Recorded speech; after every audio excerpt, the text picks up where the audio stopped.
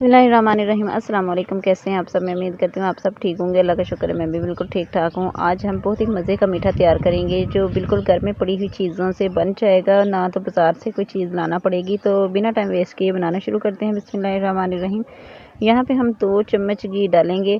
जैसे ही घी हल्का सा मेल्ट हो जाएगा तो इसमें तकरीबन 3 से 4 चम्मच सवैयाँ डाल देंगे।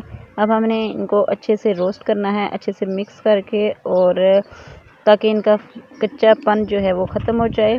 बहुत ज़्यादा ओवर कुक हम इनको नहीं करेंगे। जैसे ही सेवइयों का हल्का सा कलर चेंज हो जाएगा, हम इसमें तकरीबन आधा किलो के करीब दूध शामिल कर देंगे। तो दूध डालने के बाद हमने इसको अच्छे से मिक्स करना है और इनको पकने के लिए छोड़ देना है। इतनी देर में प्लीज़ आपको वीडियो अच्छी लग रही हो तो वीडियो को लाइक, शेयर और सब्सक्राइब कर दें और साथ में बेल का बटन दबा दें ताकि आने वाली हर वीडियो का नोटिफिकेशन आपको टाइम से मिलता रहे। जितनी देर में दूध को बॉयल आता है उतनी देर में एक और काम करते हैं। आधी प्याली मैंने यहाँ पे पानी ले लिया है, साथ में 1.5 चम्मच वनीला कस्टर्ड पाउडर शामिल कर दिया है। अब हम दोनों चीज़ों को अच्छे से मिक्स कर देंगे।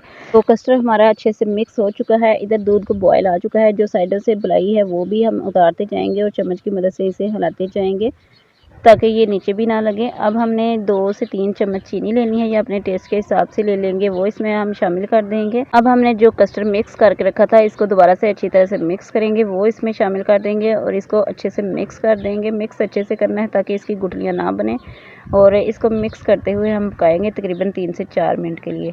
तो यहाँ पे 3 से 4 मिनट हो चुके हैं, हमारी सेवइयाँ जो हैं वो अच्छे से पक चुकी हैं, आप देख सकते हैं। तो मैं मज़ीद इसको 2 मिनट और पकाऊंगी। ये बहुत ही आसान रेसिपी है, झटपट से बन जाती है और बहुत ही मज़े की बनती है। तो यहाँ पे सेवइयाँ जो है वो मैंने पका के ठंडी कर ली हैं। तो आप देख सकते हैं ये थोड़ी सी थिक भी हो चुकी हैं। अब हम इनको सर्व करेंगे। तो सर्विंग के लिए यहाँ पे मैंने 2 गिलास ले लिए हैं। अब हम इसमें तकरीबन आधा चम्मच जो है वो तुख्म लंगा शामिल कर देंगे। इसको मैंने पहले से भिगो के रखा हुआ था। तो अब हमने क्या करना है, रूह अफ़ज़ा थोड़ा सा ले लेना है, वो इसमें शामिल कर देना है। तकरीबन हाफ़ चम्मच मैंने रूह अफ़ज़ा शामिल कर दिया है। अब हमने जो सेवइयाँ पकाई हैं वो इसमें शामिल कर देंगे। आप किसी भी तरह से सर्व कर सकते हैं, कोई भी फ्रूट इसमें डाल सकते हैं। मैंने यहाँ पे एप्पल जो हैं वो थोड़े से काट के इसमें शामिल कर दिए हैं। तो एप्पल डालने के बाद हम इसमें दोबारा से सेवइयाँ डालेंगे और इसके ऊपर थोड़ा सा हल्का सा तुख्म लंगा शामिल करके इसके ऊपर रूह अफ़ज़ा डाल देंगे। तो ये बहुत ही मज़े की, बहुत ही टेस्टी सेवइयाँ बनेंगी। आपने ट्राई ज़रूर करना है, बहुत ही मज़े की बनती हैं।